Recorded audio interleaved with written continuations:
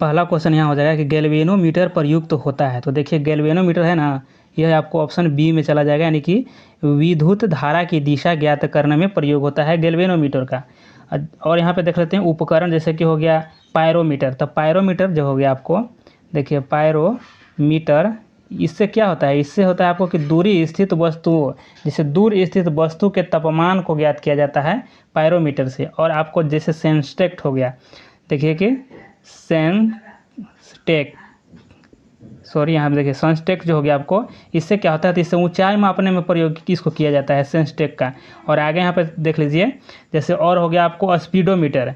आपको स्पीडोमीटर जो हो गया आपको, देखिए स्पीडोमीटर, इसका प्रयोग कहाँ किया जाता है, तो इसका प्रयोग जैसे गति प्रदर्शित करने में किया जाता है, जैसे कि कार का, ट्रक का आदि का, सब का गति को नापने कहिए या इसको गति को प्रदर्शित करने के लिए इसका प्रयोग किया जाता है स्पीडोमीटर का। चलिए आगे यहाँ पर देख लेते हैं, 2 नंबर में देखते हैं कि लौह चुंबकीय पदार्थ चुंबकीय क्षेत्र में रखे जाने पर अस्थायी चुंबक बन जाता है, क्योंकि, तो देखिए क्योंकि बन जाता है, तो यहाँ पे ऑप्शन ए हो जाएगा आपको कि सभी डोमन चुंबकीय क्षेत्र की दिशा में अभिविन्यासित हो जाते हैं। ऑप्शन आपको ए आपको राइट हो जाएगा। आगे देख लेते हैं, 3 नंबर देखते हैं। 3 नंबर में हो जाएगा यहाँ पे देखिए कि एक वस्तु 6 सेकंड में 18 मीटर और फिर पुनः 4 सेकंड में 18 मीटर की यात्रा करती है, वस्तु की औसत गति निकालना है। तो क्या हो जाएगा औसत गति, तो देखिए इसमें आपको ऑप्शन सी सही हो जाएगा। देखिए ऑप्शन सी जो हो जाएगा आपको सही हो जाएगा। तो देखिए कैसे हो जाएगा कि औसत गति बराबर क्या हो जाता है, देखिए औसत गति बराबर आपको, औसत गति बराबर हो जाएगा कुल दूरी, यानी कि कुल और दूरी हो जाएगा, और देखिए फिर बटे में हो जाएगा कुल समय हो जाएगा, कुल समय हो जाएगा। तो कुल दूरी बटे कुल समय, तो कुल दूरी कितना हो जाएगा, तो देखिए 18 + 18 हो जाएगा, और बटे में कुल समय कितना था, तो 4 सेकेंड, और एक था देखिए 6 सेकेंड था प्लस 4 सेकेंड। तो इसको जब जोड़ने के बाद आपको कितना हो जाएगा 36, और बटे यहाँ हो जाएगा 10 हो जाएगा, और इसको मैं जब 36 में 10 से भाग दीजिएगा तो आपको देखिए कि 3.6 मीटर प्रति सेकेंड हो जाएगा, यानी ऑप्शन सी सही हो जाएगा। चलिए आगे यहाँ देख लेते हैं 4 नंबर को कि यदि किसी वस्तु पर लागू एक स्थिर बल की दिशा में वस्तु द्वारा स्थानांतरित बल और दूरी के परिणाम के रूप में दर्शाया जाता है, तो इसे क्या कहा जाता है। तो 4 का आंसर आपको क्या हो जाएगा, देखिए यहाँ पे बी हो जाएगा, किया गया कार्य हो जाएगा, यानी बी हो जाएगा इसका। और कार्य का ऐसा ही मात्रक क्या होता है, जूल होता है, कार्य का ऐसा ही मात्रक आपको जूल हो जाएगा। और जैसे देखिए कि यदि बल विस्थापन के समानांतर हो तो कार्य धनात्मक होता है, अगर विस्थापन के समानांतर हो तो क्या होता है, धनात्मक होता है, धनात्मक होता है। और यदि बल विस्थापन के विपरीत हो तो क्या होता है, ऋणात्मक होता है। तो इसे याद रखिएगा। चलिए आगे देख लेते हैं 5 नंबर। यहाँ पर देखिए जब सेल में कोई धारा प्रवाहित न हो रही हो तो इलेक्ट्रोडों के विभवों के अंतर को कहते हैं, तो क्या कहते हैं, तो इसको हो जाएगा 5 का आपको बी हो जाएगा, यानी सेल कहते हैं। सेल EMF जो लिखा हुआ है इसका मतलब हो गया विद्युत वाहक बल हो गया, EMF के मतलब विद्युत वाहक बल हो गया। और चलिए आगे यहाँ पे देख लेते हैं, नंबर देख लेते हैं कि the dash English for 2 hour, तो यहाँ हो जाएगा आपको ऑप्शन डी हो जाएगा कि हैव बीन स्टडिंग हो जाएगा। और यहाँ पे देखिए 7 के देख लीजिए कि I wish dash I minister, तो यहाँ पे आपको हो जाएगा ऑप्शन सी हो जाएगा, वेयर हो जाएगा यहाँ पे। और चलिए आगे 8 नंबर में देख लेते हैं, यहाँ पर हो जाएगा कि ढहते विश्वास कहानी के संपादक हैं, तो इसमें कौन हो जाएगा, तो 8 का आपको आंसर ए हो जाएगा, राजेंद्र प्रसाद हो जाएंगे, राजेंद्र प्रसाद हो जाएंगे। और आगे 9 को देख लेते हैं कि कवियत्री अनामिका के पिता का क्या नाम था, तो क्या नाम था, तो इनको देखिए कि ऑप्शन आपको सी हो जाएगा, इस सी हो जाएगा कि श्यामनंदन किशोर हो जाएगा, ऑप्शन सी राइट हो जाएगा। आगे यहाँ पे 10 नंबर देख लेते हैं, 10 में कि चक्रव्यूह कितनी रचना है, चक्रव्यूह किनकी रचना है, सॉरी चक्रव्यूह किनकी रचना है, तो 10 का आपको डी हो जाएगा, देखिए कुंवर नारायण की है, ऑप्शन डी हो जाएगा कुंवर नारायण की है। 11 में हो जाएगा कि विलियन ए का pH मान 6 है और विलियन बी का pH मान 8 है और विलियन सी का pH मान 2 है, किस विलियन से हाइड्रोजन आयन की सांद्रता सबसे अधिक होगा, तो देखिए ऑप्शन आपको यहाँ पे सी हो जाएगा, यहाँ पे सी हो जाएगा आपको, यानी कि ए राइट हो जाएगा। देखिए इसमें कहा गया है कि जिस विलियन का pH मान कम होता है उसका हाइड्रोजन आयन सांद्रण अधिक होता है, और उस विलियन देखिए उस विलियन अधिक अम्लीय हो जाता है। और pH मान 0 से लेकर के 14 तक होती है, 0 से लेकर के 14 तक होती है पीएच मान। और यहाँ पे 12 को देख ले कि डैश चौथे आवर्त और दूसरे समूह में मौजूद तत्व हैं, तो कौन हो जाएगा? तो यहाँ पे ऑप्शन आपको देखिए बी हो जाएगा, कैल्शियम हो जाएगा, कैल्शियम हो जाएगा। और इसको आगे देख लेते हैं कि कैल्शियम का जो चिन्ह प्रतीक होता है आपको Ca होता है, क्या हो जाएगा? Ca हो जाता है। और इसके बारे में थोड़ा सा समझ लेते हैं कि कैल्शियम प्राकृतिक में मुक्त अवस्था में नहीं पाया जाता है। यह जो है मुक्त अवस्था में नहीं होता है। कैल्शियम के परमाणु संख्या कितना होता है? तो 20 होता है। कैल्शियम का परमाणु संख्या 20 होता है। और परमाणु द्रव्यमान जो होता है इसका देखिए 40.08 हो जाता है, इसका द्रव्यमान होता है। चलिए आगे यहाँ पे देख लेते हैं, 13 नंबर देखते हैं। 13 नंबर देख लीजिए, यहाँ पे है कि भूपर्पट्टी में बहुत से तत्व उपलब्ध हैं, परंतु सबसे अधिक प्रचुरता से उपलब्ध तत्व है, तो इसमें सबसे ज़्यादा पूछा जा रहा है। तो यहाँ पे देखिए कि ऑप्शन ए हो जाएगा आपको। यहाँ पे देखिए एल्युमिनियम और यहाँ पे लोहा है दिया गया है, Fe दिया गया है। तो इसमें देख लेते हैं कि ऑक्सीजन, देखिए भूपर्पट्टी में निम्न तत्व पाए जाते हैं। और इसमें तत्व देख लीजिए कि कौन कौन पाए जाते हैं जो, तो सबसे ज़्यादा देखिए आपको ऑक्सीजन हो जाएगा, ऑक्सीजन हो जाएगा। ऑक्सीजन आपको कितना रहता है? तो 46.6% होता है। फिर उसके बाद सिलिकॉन होता है, सिलिकॉन और सिलिकॉन कितना होता है? तो 27.7% हो जाता है। और फिर उसके बाद एल्युमिनियम होता है, फिर उसके बाद एल्युमिनियम होता है, तो ये आपको 8.1 हो जाता है %। और लोहा जो होता है, लोहा वह आपको हो जाता है 5% हो जाता है। लोहा जो है 5% होता है। तो देखिए इसमें ऑप्शन के अनुसार चल रहा है, क्योंकि इसमें ऑक्सीजन और इसमें सिलिकॉन नहीं दिया गया है, तो इसमें एल्युमिनियम और लोहा दिया गया है, तो इसी वजह से यहाँ पे ऑप्शन इसका ए सही हो जाएगा। चलिए आगे देख लेते हैं। यहाँ पे 14 के कि बॉक्साइड में उपस्थित सामान्य अशुद्धियाँ है, तो इसमें समान अशुद्धि हो जाएगा बॉक्साइड में, तो ऑप्शन सी हो जाएगा। देख लीजिए ऑप्शन सी हो जाएगा इसमें। बॉक्साइड एल्युमिनियम का अयस्क है। बॉक्साइड जो है ना, यह किसका अयस्क है? तो एल्युमिनियम का अयस्क है। और एल्युमिनियम जो है ना, यह 13वें वर्ग का तत्व है। एल्युमिनियम जो है आपको 13वें वर्ग का यह तत्व है। और बॉक्साइड से एल्युमिनियम का निष्कर्षण विद्युत अपघटन विधि द्वारा किया जाता है। चलिए आगे देख लेते हैं। यहाँ पे 15 नंबर देख लीजिए। और 15 नंबर यहाँ देखिए, डैश में कार्बोनिल, देखिए कार्बोनिल ग्रुप नहीं होता है, तो किस में नहीं होता है ये यहाँ पूछा जा रहा है। तो देखिए ऑप्शन सी इसका सही हो जाएगा, एथेनॉल। एथेनॉल में कार्बोनिल ग्रुप, यहाँ पे देखिए ग्रुप नहीं होता है। आगे देख लेते हैं 16 को देख लीजिए। 16 को यहाँ है कि निम्नलिखित में से कौन सा बहुलक संघनन बहुलीकरण द्वारा बनाया जा सकता है। तो 16 का आंसर आपको हो जाएगा, देखिए डी हो जाएगा, नायलॉन 6 हो जाएगा। यहाँ पे ऑप्शन आपको डी सही हो जाएगा। और इसमें बहुत अधिक प्रत्यास्था तथा दृढ़ता होती है। और इसके बारे में देख लेते हैं कि यह अपकर्षण यानी अपघर्षण होता है इसमें, और तब यह समुद्री जल में प्रवाहित नहीं होती है। और इसका प्रयोग जो है ना, रबड़ यानी टायर में, प्रबलता में, पैराशूट में, सुरक्षा के यानी कि बेल्ट जो होता है सुरक्षा बेल्ट उसमें, और कालीनों तथा कपड़ों के निर्माण में इसका प्रयोग किया जाता है। चलिए आगे देख लेते हैं। फिर इसका प्रयोग आपको टेफ्लॉन कार्बन या टेट्रा फ्लोराइड में, यह जो है ना इसका बहुलक के रूप में काम करता है, नायलॉन।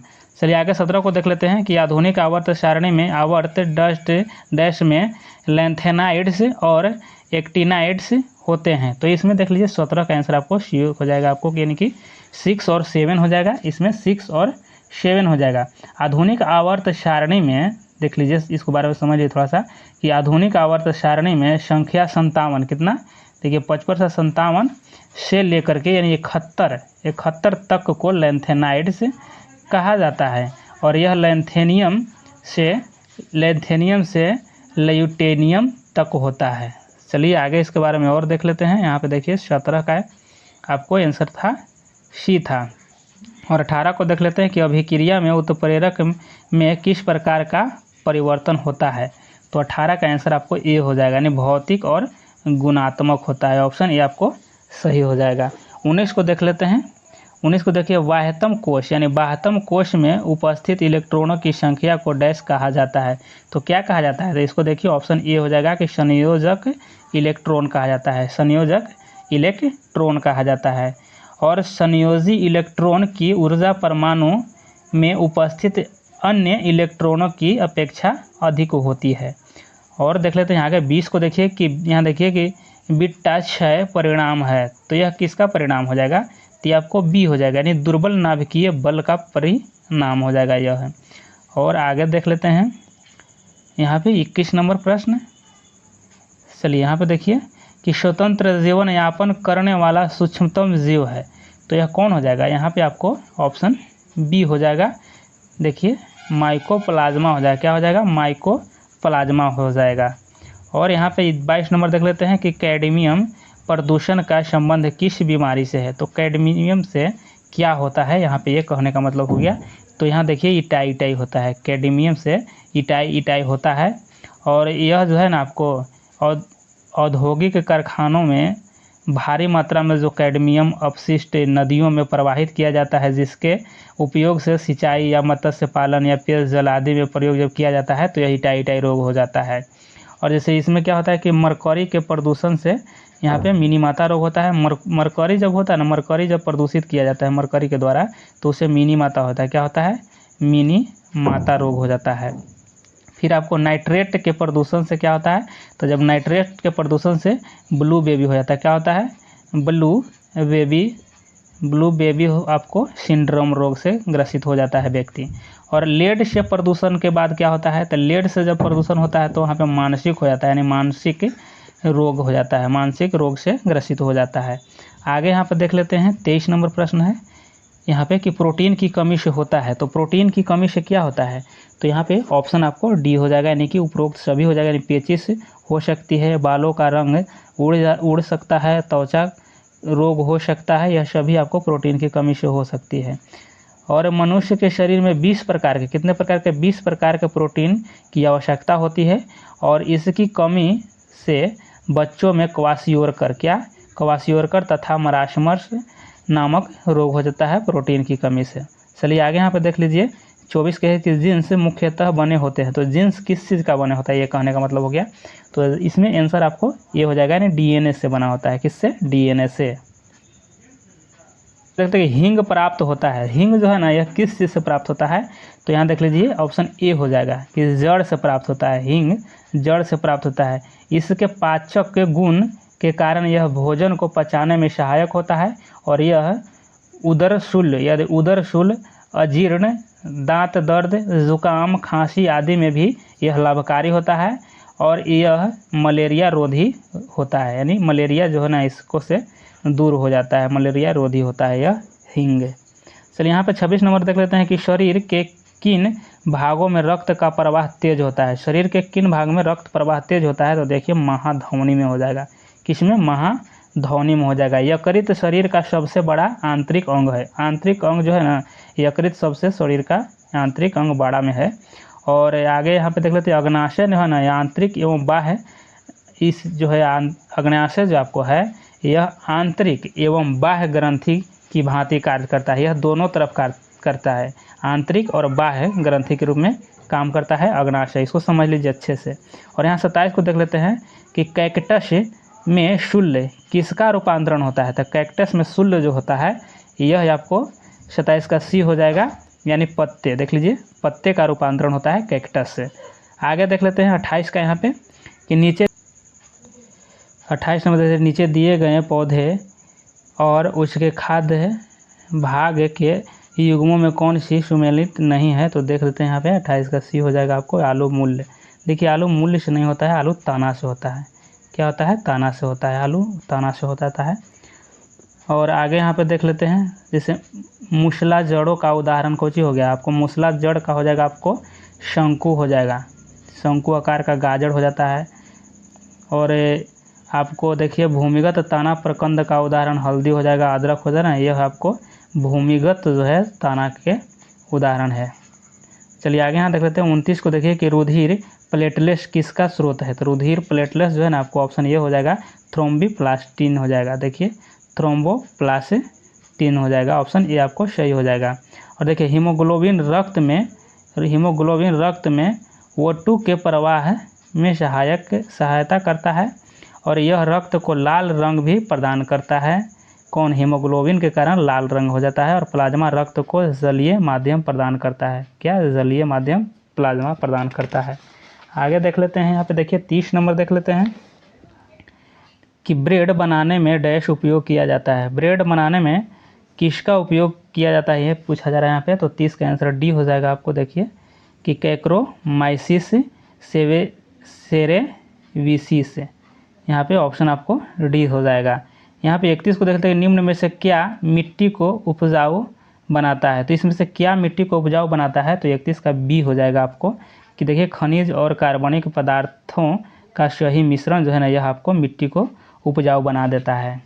आगे देख लेते हैं, यहाँ पे देखिए यहाँ 32 को देख लीजिए और 32 में देखिए मैथ है, तो यहाँ पे इसका आंसर हो जाएगा आपको ये हो जाएगा। और इसका जो मैथ का सोल्व किया हुआ है वो आपको PDF के रूप में टेलीग्राम पे दे दिया जाएगा। यहाँ पे देख लीजिए, यहाँ पे भी आप लोग को मैथ ही है, तो इसका भी आप लोग को टेलीग्राम पे मिल जाएगा। आपको डी हो जाएगा, 21 दिन हो जाएगा। यहाँ 34 को देख लीजिए और 34 का आंसर आपको सी हो जाएगा, 50 हो जाएगा। और सभी आप लोगों को टेलीग्राम पे इसका सोल्व किया हुआ PDF दे दिया जाएगा। और यहाँ पे देख लेते हैं 35 को, और 35 का आंसर आपको ये हो जाएगा, या इसको आप लोग वीडियो रोक करके आप लोग सोल्व भी कीजिएगा। और यहाँ देख लीजिए 36 का कि नीति आयोग किस वर्ष में योजना आयोग के उत्तरवर्ती के रूप में स्थापित हुआ था। तो किस वर्ष हुआ था। तो 36 का आंसर आपको हो जाएगा डी हो जाएगा। यानी देखिए 15 में हुआ था, यानी 2015 में योजना आयोग से नीति आयोग बन गया था। और योजना आयोग का अध्यक्ष कौन होता है। तो PM होते हैं, यानी प्रधानमंत्री होते हैं। और नीति आयोग का भी अध्यक्ष वही होंगे, प्रधानमंत्री। और यहाँ 37 को देख लेते हैं कि संयुक्त राष्ट्र ने वार्षिक विश्व शौचालय दिवस के रूप में डैश को चिन्हित किया है। तो क्या हो जाएगा, 37 का आंसर डी हो जाएगा। देखिए यहाँ पे 19 नवंबर को शौचालय दिवस के रूप में मनाया जाने के लिए चिन्हित किया है। तो इसको देख लेते हैं कि भारतीय रिजर्व बैंक के आधारिक, यहाँ देखिए आधिकारिक चिन्ह डैश शामिल है। तो इसमें क्या हो जाएगा, भारतीय रिजर्व बैंक के पूछा जा रहा है यहाँ पे। तो 38 का आंसर हो जाएगा ए हो जाएगा, यानी ताड़ का वृक्ष है। भारतीय रिजर्व बैंक का देखिएगा RBI का, तो वहाँ पे देखिएगा तो ताड़ का वृक्ष उसमें दिया गया है लोगों में उसका। और आगे यहाँ देख लेते हैं और थोड़ा सा देख लीजिए कि इसकी स्थापना कब हुआ था। RBI की स्थापना कब हुआ था। तो इसकी स्थापना 1 अप्रैल, कब 1 अप्रैल 1935 को स्थापना हुआ था RBI का। चलिए आगे यहाँ पे देख लीजिए 39 का कि लाइफ मंत्रास, देखिए लाइफ मंत्रास डैश द्वारा लिखित एक पुस्तक है। तो कौन हो जाएगा यहाँ पे। तो यहाँ पे आंसर बी हो जाएगा। देखिए ये सुब्रत राय सहाय, ऑप्शन बी हो जाएगा, सुब्रत राय सहाय हो जाएगा। और आगे यहाँ पे देख लेते हैं 40 को देखिए कि निम्नलिखित में से किस उस बिंदु के रूप में निर्धारित किया गया है जहाँ संतुलित मूल्य के साथ किसी उत्पाद हेतु आपूर्ति मांग के बराबर होती है। तो 40 का आंसर आपको हो जाएगा यहाँ पे डी हो जाएगा, यानी बाजार संतुलन हो जाएगा, ऑप्शन डी हो जाएगा। और यहाँ पे देख लेते हैं 41 को देखिए कि एक बैग में 20 गेंदें रखी गई है जिस पर 1 2 3 यहाँ पे देखिए कि 20 तक ऐसी संख्याएं अंकित है। बैग में या यादृच्छिक के रूप से एक गेंद निकाली जाती है और बैग से निकाली गई गेंद पर अंकित संख्या के 3 या 5 से विभाज्य होने की प्रायिकता ज्ञात करना है यहाँ पे। तो यहाँ पे हो जाएगा आपको 41 का आंसर बी हो जाएगा, यानी 9/20 हो जाएगा। और इसका भी आप लोग को सोल्व किया हुआ सभी मिलेगा टेलीग्राम पे। यहाँ 42 किस संवैधानिक संशोधन ने पिछड़े वर्गों के लिए राष्ट्रीय आयोग को संवैधानिक दर्जा दिया है। तो यहाँ आपको 42 का आंसर बी हो जाएगा। देखिए 102वां संवैधानिक यहाँ पे संवैधानिक संशोधन हो जाएगा। और इसमें आपको देखिए 102 में संवैधानिक संशोधन अधिनियम जो था यह आपको 2018 में के तहत पिछड़ा वर्ग को संवैधानिक दर्जा दिया गया है। और अनुच्छेद 338 बी में राष्ट्रीय पिछड़ा वर्ग आयोग का उल्लेख किया गया है। कितना में। तो 338 के बी में इसका राष्ट्रीय पिछड़ा आयोग का उल्लेख किया गया है। और आगे यहाँ पे देख लेते हैं 43 को देख लीजिए। यहाँ पे 43 को देख लेते हैं कि भारतीय संविधान का निम्नलिखित में से कौन सा अनुच्छेद केंद्र और राज्यों के बीच संवैधानिक संबंध से संबंधित है। तो यहाँ पे 43 का आंसर डी हो जाएगा। यहाँ पे ऑप्शन आपको डी हो जाएगा, 245 से 255 तक हो जाएगा। 44 को देख सकते हैं, निम्नलिखित में से कौन सा भारतीय संविधान की संघ सूची में मौजूद विषयों में से एक है। तो 44 का आंसर आपको डी हो जाएगा, पुलिस हो जाएगा, ऑप्शन डी हो जाएगा। यहाँ 45 को देख लेते हैं कि संघ लोक सेवा आयोग के अध्यक्ष और राज्य सदस्यों की सेवा की शर्तों कौन निर्धारित करता है। तो इसका 45 का आंसर कौन हो जाएगा, आपको डी हो जाएगा। देखिए भारत के राष्ट्रपति के द्वारा किया जाता है। और आगे इसमें देख लेते हैं, देखिए संघ लोक सेवा आयोग के अध्यक्ष एवं सदस्यों की कार्यकाल जो है ना आपको 6 वर्ष का होता है। कितना होता है, 6 वर्ष, या आपको 65 वर्ष की उम्र जो पहले पूर्व जाए उसी के आधार पर रिटायर हो जाते हैं या सेवानिवृत्त हो जाते हैं। आगे यहाँ पे देख लेते हैं 46 नंबर में कि भारतीय संविधान के उद्देशिका में अब तक कितनी बार संशोधन किया गया है। तो देखिए उद्देशिका यानी प्रस्तावना में आपको सिर्फ एक बार संशोधन किया गया है। और यह कब किया गया है, तो यह 42वां संविधान संशोधन में किया गया है। 42वां संविधान संशोधन में किया गया है। और इसमें 42वां संविधान संशोधन हुआ था तो इसमें जोड़ा गया था क्या क्या, तो देखिए समाजवादी जोड़ा गया था, और धर्मनिरपेक्ष जोड़ा गया था, और अखंडता यानी अखंडता को जोड़ा गया था। 43 नंबर देखते हैं कि भारतीय संविधान में 10 मौलिक कर्तव्यों को निम्नलिखित में से किस में वर्ष जोड़ा गया था, यानी किस वर्ष में जोड़ा गया था यह कह रहा है यहाँ पे। तो यहाँ पे ऑप्शन आपको बी हो जाएगा, यानी 1976। यानी कब, यानी कि 42वां संविधान संशोधन में यह जोड़ा गया था 1976 में 10 मौलिक कर्तव्य। चलिए आगे यहाँ पे देख लेते हैं 48 नंबर कि किस संवैधानिक संशोधन ने मंत्रिपरिषद का आकार लोकसभा के सदस्यों की कुल संख्या के 15% तक सीमित कर दिया था। तो किस में किया गया था, तो 48 का आपको ये हो जाएगा, यानी 51वां संविधान संशोधन में यह किया गया था, निर्धारित कि 15% रहेगा, मंत्रिपरिषद का आकार छोटा कर दिया गया था। इस निर्धारित किया गया था कि 15% ही रहेगा, तो 51वां संविधान संशोधन में। और आगे यहाँ पे देख लेते हैं, यहाँ देखिए 49 में, यहाँ देखिए कि भारतीय संविधान का निम्नलिखित में से कौन सा अनुच्छेद याचिका जारी करने के लिए उच्च न्यायालय को शक्ति प्रदान करता है। तो यह हो जाएगा आपको ऑप्शन बी हो जाएगा। देखिए यहाँ पे 226 हो जाएगा, और यहाँ पे देखिए जो 32 लिखा हुआ है ये आपको उच्चतम न्यायालय में हो जाएगा। कहाँ हो जाएगा, उच्चतम में, उच्चतम न्यायालय में हो जाएगा यह आपको 32। 50 को देख लेते हैं कि अखिल भारतीय सेवाओं के जनक के रूप में, बोलिए। 50 को देख लेते हैं कि अखिल भारतीय सेवाओं के जनक के रूप में किसे माना जाता है। तो किसे माना गया है, तो 50 का आंसर आपको ये हो जाएगा, सरदार वल्लभ भाई पटेल को माना जाता है अखिल भारतीय सेवाओं के जनक के रूप में। और इसके बारे में देख लेते थोड़ा सा कि सरदार वल्लभ भाई पटेल का जन्म जो है ना गुजरात के नाडिया में हुआ था, और 31 अक्टूबर के हुआ था, और 1875 में इनकी जन्म हुई थी सरदार वल्लभ भाई पटेल को। और देखिए 1928 ईस्वी में इनको बारदोली की महिलाओं ने इनको क्या कहा था, इनको सरदार की उपाधि दी थी। किसने, तो बारदोली की महिलाएं जब दिया था इनको 1928 में।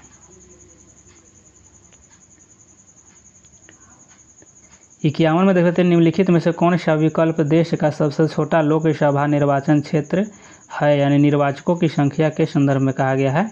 तो यहाँ पे हो जाएगा 51 का ये हो जाएगा, यानी लक्षद्वीप हो जाएगा, लक्षद्वीप हो जाएगा। यानी लक्षद्वीप में निर्वाचनों की संख्या कितना हो जाएगा आपको है, तो देखिए 47,972 है, यानी इतना है यहाँ पे निर्वाचनों की संख्या लक्षद्वीप में, इसलिए इसको छोटा सबसे माना गया है। और भारत का सबसे बड़ा क्षेत्र में लोकसभा क्षेत्र लद्दाख, और सबसे छोटा चांदनी चौक दिल्ली लोकसभा क्षेत्र है। सबसे बड़ा में लद्दाख हो जाएगा, और सबसे छोटा में यहाँ पे चांदनी चौक दिल्ली था। चलिए आगे यहाँ पे देख लेते हैं, यहाँ पे देखिए 52 का कि माल्थस का जनसंख्या सिद्धांत किस अवधारणा पर आधारित है। तो किस पे हो जाएगा, तो ये आपको ये हो जाएगा ऑप्शन, यहाँ देखिए ज्यामितीय जनसंख्या वृद्धि और अंकगणितीय खाद्य आपूर्ति वृद्धि पर था। यह ऑप्शन आपको ये हो जाएगा। आगे यहाँ पे देखते हैं, देखिए यहाँ 53 को देख लीजिए कि नेशनल स्टॉक एक्सचेंज की स्थापना के लिए किस समिति द्वारा अनुशंसा की गई थी। तो किस के द्वारा की गई थी, तो ऑप्शन बी इसको राइट हो जाएगा, फिरवाणी समिति हो जाएगा, ऑप्शन बी फिरवाणी समिति हो जाएगा। फिरवाणी समिति का गठन कब हुआ था, तो देखिए 1951 में किया गया था, 1951 में किया गया था। और नेशनल स्टॉक एक्सचेंज का मुख्यालय कहाँ हो गया, तो बर्ली मुंबई में है। कहाँ, मुंबई में है, आपको इसकी मुख्यालय हो जाएगा।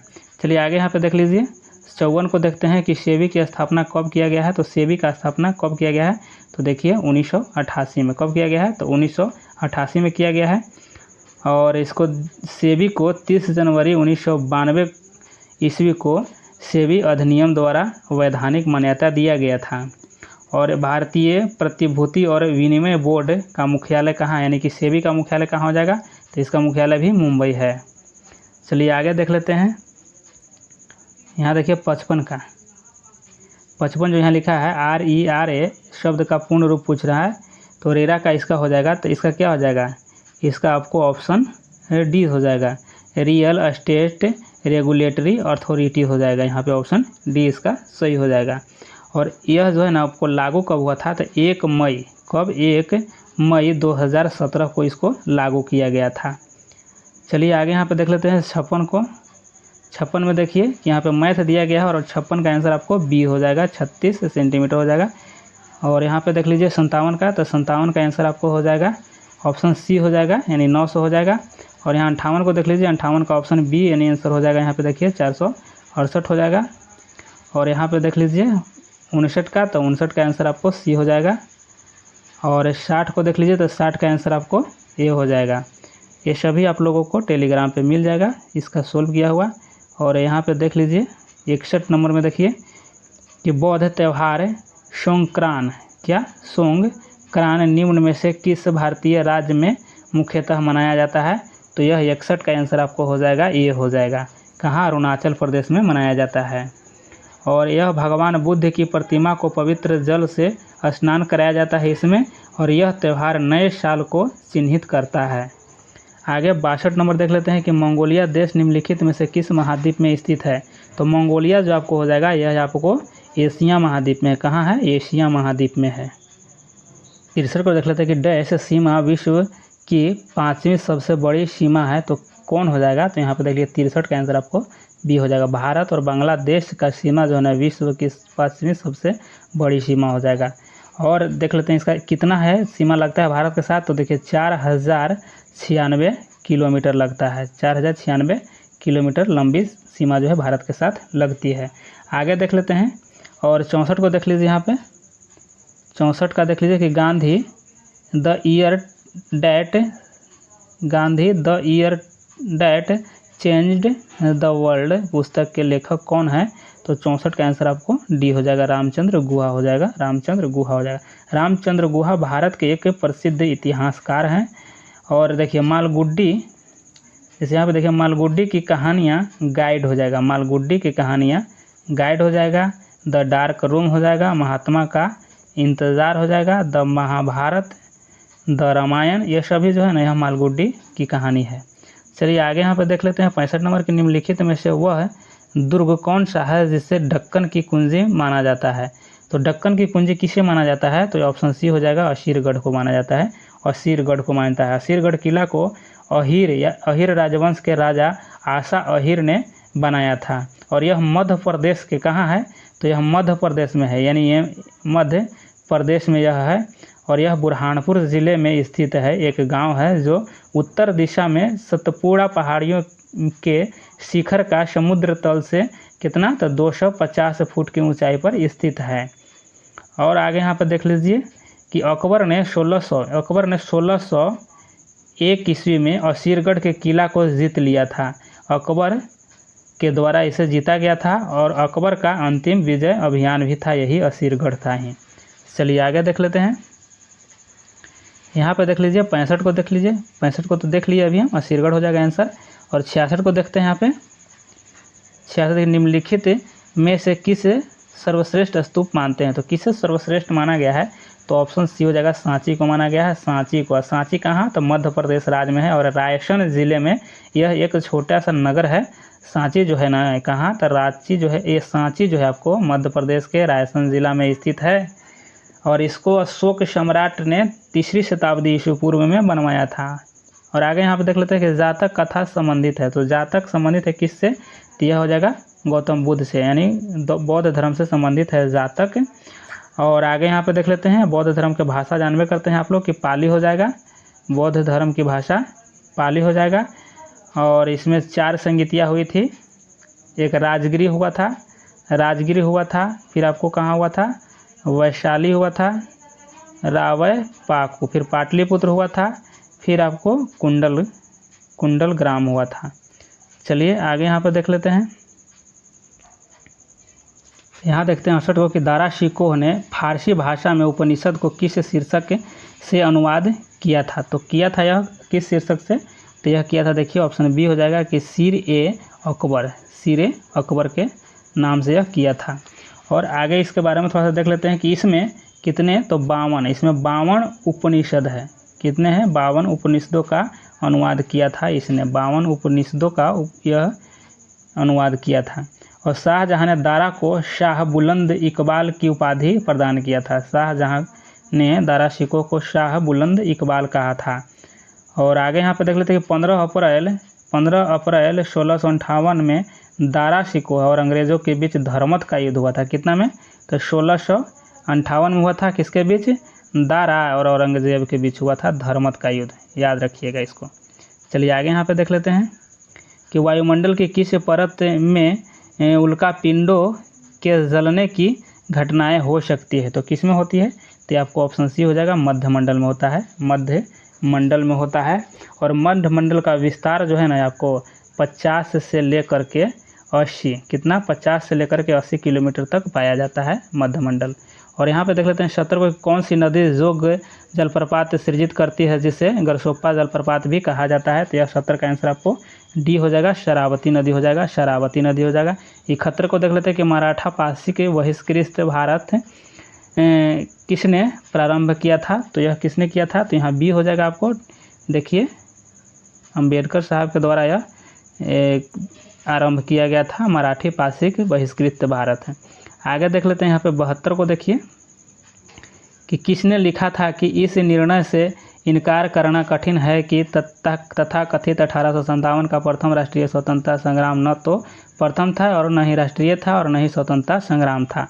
तो किसने यह बात कही थी, यह कहा था आरसी मजूमदार के द्वारा यह कही गई थी बात। और थोड़ा सा इसके बारे में देख लेते हैं कि भारत सरकार द्वारा आरसी मजूमदार को 1857 का विद्रोह का इतिहास लिखने के लिए नियुक्त किया गया था, इन्हीं को किया गया था।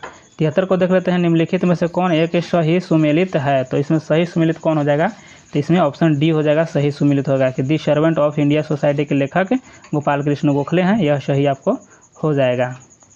आगे देख लेते हैं और इसके बारे में थोड़ा सा और देख लेते हैं कि जैसे भारतीय ब्रह्म समाज, तो भारतीय ब्रह्म समाज के कौन संस्थापक थे, तो श्री केशव चंद्र सेन थे। कौन, श्री केशव चंद्र सेन हो जाएंगे, यानी ऑप्शन यहाँ देखिए कि यह चला जाएगा आपको यहाँ बी के सामने। तत्वबोधनी सभा, तत्वबोधनी सभा के कौन थे, तो यह देवेंद्र ठाकुर थे, देख लीजिए देवेंद्र ठाकुर या टैगोर कहिए। और सत्यशोधक समाज के कौन थे, तो इनका चला जाएगा आपको ज्योतिबा फुले में चला जाएगा, लेकिन नहीं है तो ज्योतिबा फुले हो जाएगा सत्यशोधक समाज का, ज्योतिबा फुले हो जाएगा। चलिए आगे देख लेते हैं यहाँ पे 74 को देखिए कि व्यापार के लिए भारत आने वाले यूरोपीय लोगों में से प्रथम कौन थे। तो प्रथम पूछा जा रहा है तो 74 का डी हो जाएगा, पुर्तगाली सबसे पहले आया था। फिर 75 को देख लेते हैं कि उत्पादन की दृष्टि से भारत की प्रमुख खाद्य फसल क्या है। तो 75 का आंसर हो जाएगा आपको सी हो जाएगा, यानी चावल है, सबसे ज़्यादा उत्पादन होती है भारत में। 76 को देख लेते हैं कि भारत और चीन के बीच भारत चीन युद्ध कब शुरू हुआ था। तो यह कब हुआ था, तो 76 का आंसर डी हो जाएगा आपको। देखिए 1962 में हुआ था यह युद्ध, भारत और चीन के बीच हुआ था। और इसके बारे में थोड़ा सा और जान लेते हैं कि चीन ने 21 नवंबर 1962 ईस्वी को भारत के आक्रमण करने के पूर्व ही एक पक्षीय युद्ध विराम की घोषणा कर दिया था। और चीन और भारत के बीच में मैकमोहन रेखा है, मैकमोहन रेखा। और 77 को यहाँ देख लेते हैं कि ईरान की मुद्रा क्या है। तो ईरान की मुद्रा आपको डी हो जाएगा, देखिए तोरान हो जाएगा। पे 78 को देख लेते हैं कि निम्नलिखित में से कौन सुमेलित नहीं है। तो इसमें कौन सुमेलित नहीं है पूछा गया है। तो यहाँ पे देख लीजिए 78 का ए हो जाएगा कि संस्कृत जो है ना आपको 2004 मान्यता प्राप्त वर्ष है, यह आपको सही नहीं है। तो देख लीजिए कि संस्कृत जो है ना यह 2004 में शास्त्रीय भाषा संबंधित सुमेलित नहीं है। संस्कृत भाषा को समृद्ध ऐतिहासिक विरासत को देखते हुए भारत सरकार ने इसे 2005 में कब मान्यता प्राप्त किया था। बाकी सभी आप लोग को यहाँ पे सही हो जाएगा, इसको देख लीजिए। और यहाँ पे 79 को देख लेते हैं कि राष्ट्रीय राजमार्ग 2 इनमें से किन 2 स्थानों को जोड़ती है। तो यह किसको जोड़ती है, तो यहाँ देखिए ऑप्शन बी होगा शादियाँ और मधुरी, यहाँ धूमरी हो जाएगा, शादियाँ और धूमरी हो जाएगा, ऑप्शन यहाँ पे बी हो जाएगा। 80 को देख लेते हैं कि गवर्नर जनरल लॉर्ड डलहौजी ने किस साम्राज्य को चेरी नाम दिया था। तो किस साम्राज्य को चेरी कहा था, तो यहाँ पे 80 का आंसर ए हो जाएगा, नहीं अवध राज्य को चेरी कहा था। 81 को देख लेते हैं निम्नलिखित में से किस राज्य की भू सीमा नेपाल से जुड़ी नहीं है। तो नेपाल से किसका नहीं जुड़ा हुआ है, तो यहाँ पे आंसर सी हो जाएगा, झारखंड का नहीं जुड़ा हुआ है। बाकी यहाँ पे देखिए पश्चिम बंगाल, उत्तराखंड, बिहार को सीमा लगती है उत्तराखंड के साथ है। 82 को देख लेते हैं कि अप्रैल 2023 में किस शहर के पान, लंगड़ायाम, रामनगर, भांटा, बैगन और आदम चीनी चावल को जीआई टैग मिला है। तो कहाँ का मिला है, तो 82 का आंसर हो जाएगा आपको बी हो जाएगा, वाराणसी को यहाँ मिला है। आगे यहाँ पे देख लेते हैं 83 को देख लेते हैं कि कृत्रिम पैरों से दुनिया को सबसे ऊंची पर्वत चोटी माउंट एवरेस्ट पर पहुंचने वाले दुनिया के पहले व्यक्ति कौन बने हैं। तो यहाँ पर हो जाएगा आपको डी हो जाएगा, हरि बुद्ध मागर नेपाल के हैं। चलिए आगे यहाँ पे देखते हैं 84 को देख लेते हैं कि IIFA अवार्ड 2023 में सर्वश्रेष्ठ फिल्म किसे घोषित किया गया है। तो सर्वश्रेष्ठ फिल्म किसे घोषित किया गया है, तो 84 का आंसर आपको ए हो जाएगा, देखिए दृश्यम 2 हो जाएगा, ऑप्शन ए हो जाएगा। 85 को देख लेते हैं कि यहाँ पे AUKUS संधि के तहत किस देश में अमेरिका हाइपरसोनिक मिसाइल का परीक्षण स्थल बनाया जाएगा। तो यहाँ हो जाएगा 85 का आंसर ए हो जाएगा, ऑस्ट्रेलिया हो जाएगा। और यहाँ पे देख लीजिए 86 का दिल्ली की 8 से 10 अगस्त 2023 ईस्वी को हुई मौद्रिक नीति समिति की बैठक रेपो दर कितना निर्धारित किया गया है। तो कितना रेपो दर निर्धारित किया गया है, तो यहाँ पे हो जाएगा आपको 6.50% हो जाएगा। और यहाँ पे देख लेते हैं कि चूज द करेक्ट वॉइस, तो यहाँ पे हो जाएगा 87 का आंसर आपको बी हो जाएगा, यहाँ देखिए ऑप्शन बी हो जाएगा। और 88 को देखते हैं कि चूज द करेक्ट ट्रांसलेशन यहाँ पे है, तो बच्चे पढ़ाए जा रहे हैं, तो यहाँ 88 का आंसर आपको सी हो जाएगा, 88 का आंसर सी हो जाएगा, चाइल्ड आर बेइंग थाउट। चलिए आगे यहाँ पर देख लेते हैं, यहाँ देख लेते हैं 89 का हो जाएगा चूज द करेक्ट ट्रांसलेशन यहाँ पे। तो यहाँ पे आपको दिया गया है और इसका आंसर आपको हो जाएगा ए हो जाएगा, मैं पढ़ चुका होऊंगा, यहाँ पे ऑप्शन ए हो जाएगा। यहाँ 90 को देख लेते हैं कि full stop are also cleared, तो यहाँ क्या हो जाएगा 90 का आंसर ए हो जाएगा, ऑप्शन ए हो जाएगा। और 91 को देख लेते हैं, 91 का आंसर आपको हो जाएगा बी हो जाएगा, देखिए यहाँ पे। चलिए आप लोग इसे देख लीजिएगा। चलिए यहाँ पे देख लेते हैं 92 को देखिए कि यदि समान क्षमता की 2 आवेशित वस्तुओं को एक तार से जोड़ा जाता है तो यहाँ जोड़ा जाता है, तो यहाँ पे बी आंसर हो जाएगा कि बिजली प्रवाहित नहीं होगी। और यहाँ पे देखते हैं 93 को किसी वस्तु को मुख्य फोकस पर रखने पर आभासी दर्पण द्वारा निर्मित प्रतिबिंब का आकार डैश होता है, तो होगा यहाँ पे आपको ए हो जाएगा कि अत्यधिक आवर्धित हो जाएगा, अत्यधिक आवर्धित हो जाएगा। और यहाँ पे 94 को देख लेते हैं कि एक साधारण आवर्धक ग्लास में निम्न शामिल है, तो इसमें क्या हो जाएगा 94 का आंसर आपको बी हो जाएगा, देखिए कि छोटी फोकस लंबाई के उत्तल लेंस हो जाएगा, ऑप्शन बी हो जाएगा। 95 को देख लेते हैं निम्नलिखित कथनों पर विचार कीजिए, तो यहाँ पर हो जाएगा 95 का आंसर आपको सी हो जाएगा, देखिए 1 और 2 दोनों, यानी कि 1 और 2 दोनों का है। डॉक्टरी थर्मामीटर का मापन जो होता है, मापन स्केल जो होता है 35 डिग्री सेल्सियस से 42 डिग्री सेल्सियस तक होता है, और डॉक्टरी थर्मामीटर में पारा का प्रयोग किया जाता है, यह दोनों सही है। आगे यहाँ पर देख लेते हैं 96 को देखिए कि निम्नलिखित में से कौन सा किए गए कार्य का उदाहरण नहीं है, तो 96 का आंसर आपको हो जाएगा ये हो जाएगा, देखिए कि लड़के द्वारा कमरे में दीवार को धक्का देना, यह कोई कार्य नहीं हो रहा है। और यहाँ पे देख लेते हैं 97 को कि उगते सूरज का देश कहा जाता है, तो किसे कहा जाता है, तो इसे कहा जाता है जापान को उगते हुए सूरज का देश कहा जाता है। और यहाँ पे देख लेते हैं 98 को देखिए कि मंदाकिनी का पर्यायवाची बताइए, तो मंदाकिनी का पर्यायवाची यहाँ पर पूछा जा रहा है, तो देखिए यहाँ गंगा हो जाएगा, ऑप्शन में मंदाकिनी का गंगा हो जाएगा। फिर उसका हो जाता है देव नदी हो जाता है, भागीरथी होता है, ये सब उसका मंदाकिनी का पर्यायवाची है। 99 को देख लीजिए सभी संधि का भेद नहीं है, तो इसमें संधि का भेद देखा जा रहा है, तो डी हो जाएगा, यानी संज्ञा संधि, यह संधि का भेद नहीं है, बाकी स्वर संधि और विसर्ग संधि और व्यंजन संधि है। यहाँ 100 को देख लेते हैं, देवेश का संधि विच्छेद है, तो देवेश का संधि विच्छेद आपको देव जोड़ ईश हो जाएगा, ऑप्शन ए आपको सही हो जाएगा। तो चलिए यहाँ पे समाप्त हुआ आप लोग को, और नेक्स्ट जल्द ही आप लोग को टेस्ट सीरीज आपको 6 लोड कर दिया जाएगा, यानी अपलोड किया जाएगा। चलिए धन्यवाद।